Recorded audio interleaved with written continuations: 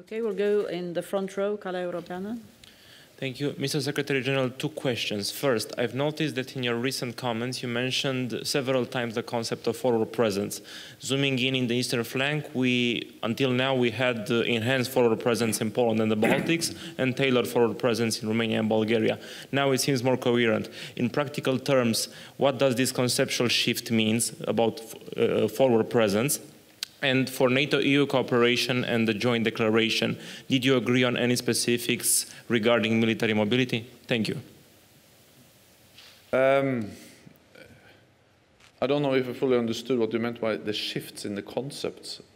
I meant that since the Warsaw Summit, we had an enhanced forward presence for Poland and the Baltic states, and a tailored forward presence in the southeast part of the alliance. Now you mentioned several times in your speeches, even yesterday, about a forward presence in the alliance, in the entire alliance. But I was asking specifically about the eastern part. Okay.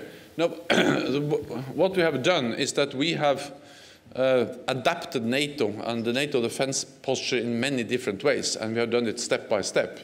And this is partly about increasing the forward presence in the eastern part of the alliance, in the Baltic countries and Poland, but we also have what we call a tailored forward presence in the Black Sea region. Then the main focus now has been on our ability to reinforce. And that is partly linked to the tripling of the size of the NATO response force, but also related to what we agreed yesterday to have what we call the 430s, 30 battalions, 30 air squadrons, 30 battleships ready within 30 days or less. They, of course, can move in any direction, depending on where there is a need, in the south or in the east or wherever. So this is about NATO's ability to respond to threats and challenges coming from or stemming from any direction. So this is about NATO's deterrence and defense. We have increased our presence in the eastern part of the alliance, but we also increased our ability to move in all directions if needed. Then on military mobility, which is actually linked to that, to be sure that we're able to reinforce, we have to be able to move forces. And therefore, much of what we now do is linked to that by, for instance, establishing the new Atlantic Command, the new Support Command in Europe, which will plan, exercise for the movement of forces, for reinforcements, but also military mobility, which is very much linked to infrastructure, but also to remove legal hindrances, customs, bureaucracy, so we can easily move forces across Europe. It should be easy to move forces from Toulouse to Tallinn if needed. And what we have done now is that we have started the process. The EU has put forward an action plan with also some funding for investing in infrastructure.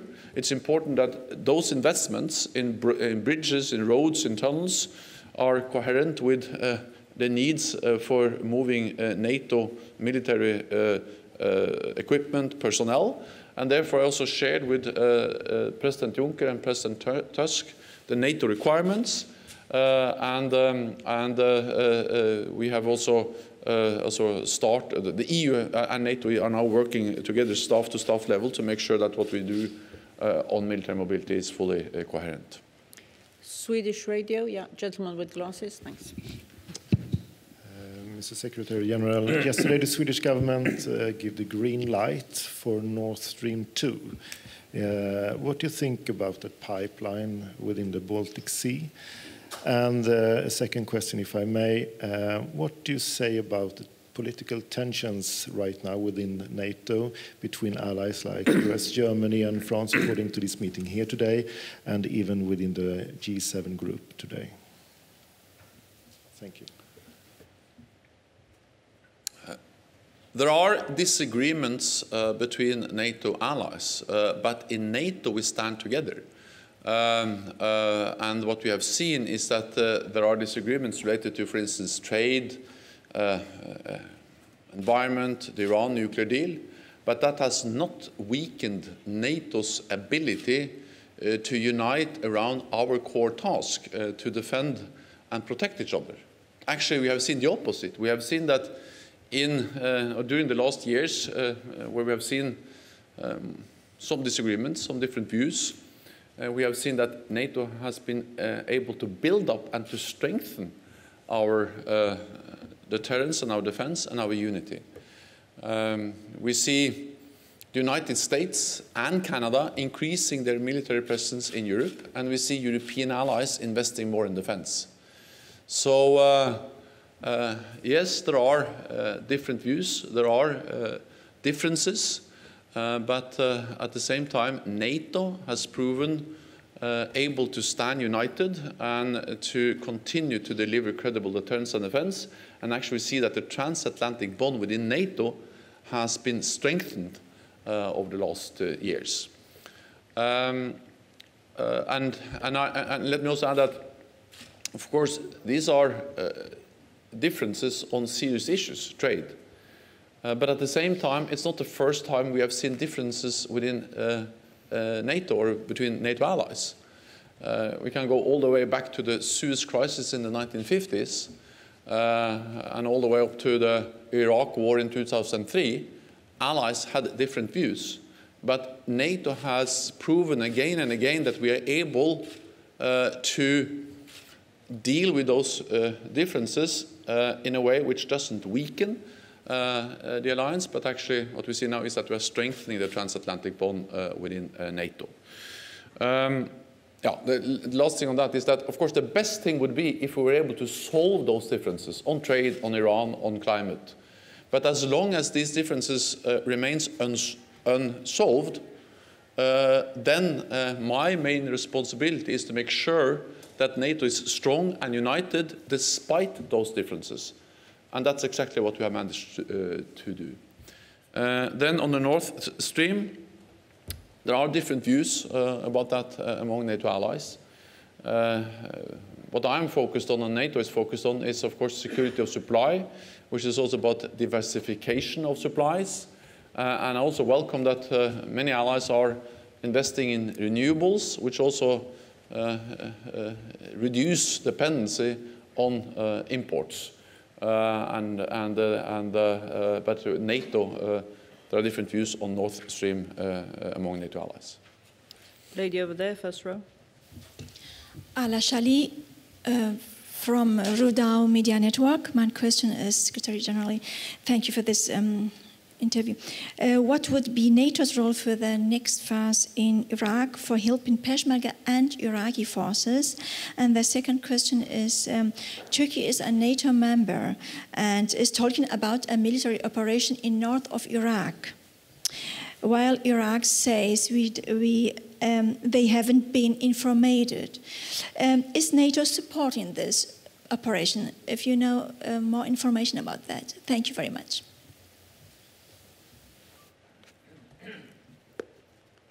NATO is a member of the global coalition to defeat ISIS, Daesh.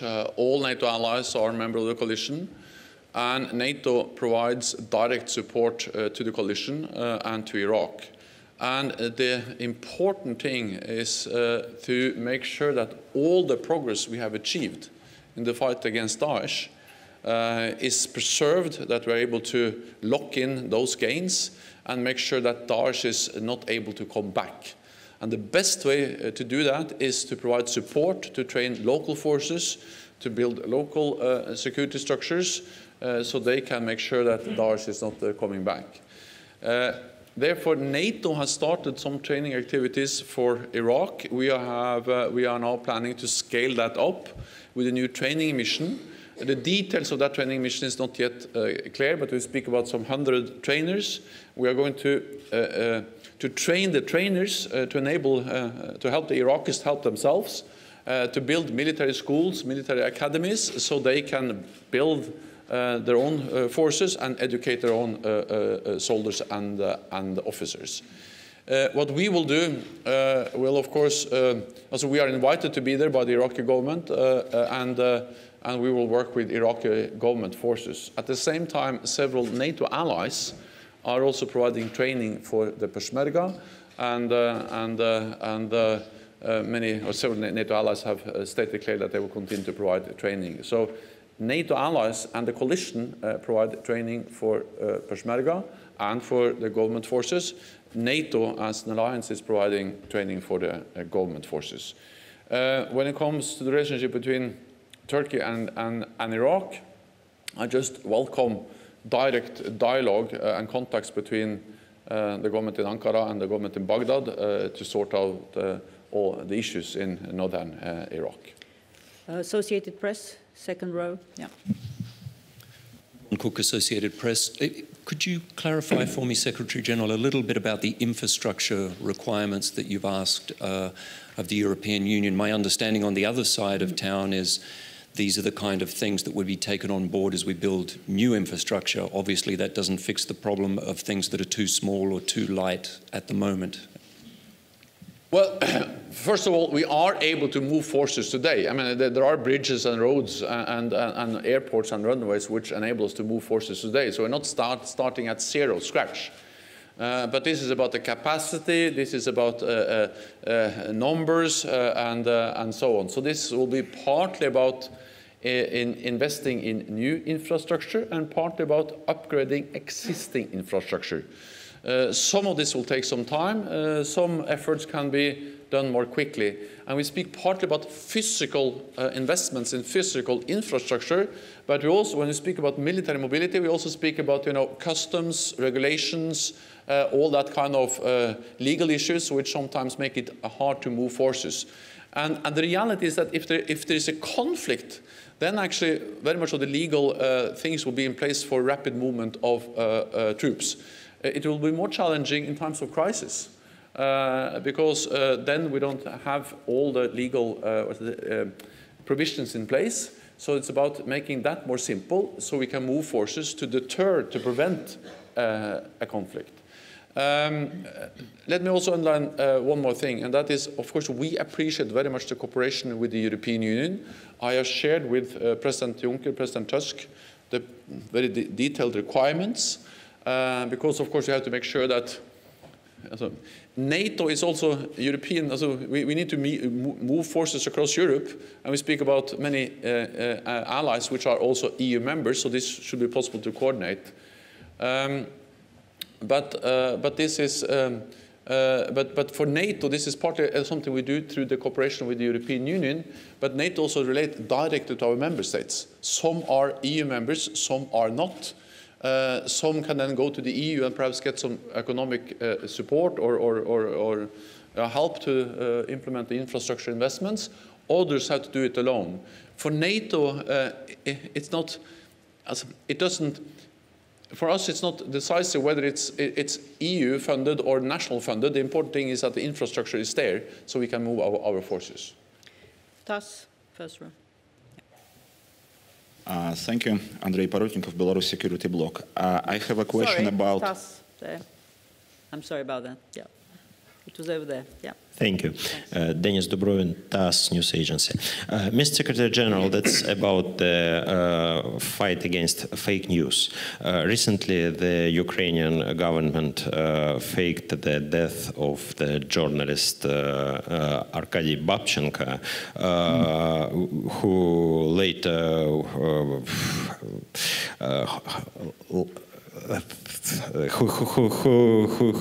who happened to be alive. So my question is, would you discuss this issue in your contact with Ukrainian side? And are you still following the Skripal case, which was mimicked by the Kiev, and in which there is a total lack of any new evidences proving the implications of Russia? Thank you very much. So first, I would like to say that we are all relieved that Babchenko is alive. Second, I would like to underline that I regret that this incident may undermine trust in the free press and be used to fuel propaganda.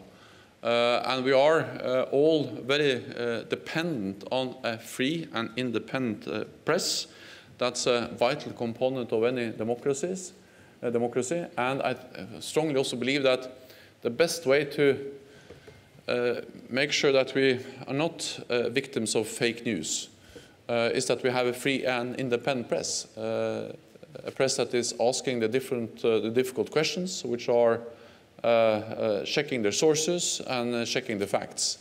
Of course, NATO can provide facts and figures, but in the long run, as free and democratic societies, we are totally dependent on free and independent press, and therefore we strongly support a free and independent press, which is also asking us difficult questions. Then the Skripal case, we are still very concerned, and we have no reasons to doubt the findings of the British government, and we have also reacted, as many NATO allies have reacted, with expelling Russian diplomats. Le Soir, gentleman there. Yeah. Thank you, Philippe Renier, Journal Le Soir. Again, regarding the NATO EU cooperation, do you expect in July more cooperation between the two organizations in the Mediterranean and the Aegean Sea, which could mean more cooperation against migration towards Europe? Thank you. That's absolutely possible, but in July at our summit, what I expect there is that President Juncker and President Tusk and I will sign, before the summit, a joint declaration where we outline the way forward on how we work together. We signed a similar declaration in connection or before the Warsaw Summit, NATO Summit in Warsaw in 2016. And since then, we have really stepped up our cooperation. We have agreed 74 areas of cooperation, which also include maritime. And I think now our focus is not to add on more proposals, but is to make sure that we implement those who have already agreed. And maritime operations maritime operation is part of that. We have our Operation Sophia in the Mediterranean, and we have our NATO presence in the Aegean Sea, helping to implement the agreement between the European Union and Turkey on the migrant and refugee crisis. Whether there is a need to step up, well, it's a bit too early to say. That depends on developments and depends on requirements from member states, but NATO is there, and NATO has shown before that we are able to step up when needed. For instance, our Aegean deployment was something we were able to implement just 48 hours we made a decision. Thank you very much. This concludes this press point. We'll see you after the Resolute Support meeting. Thank you.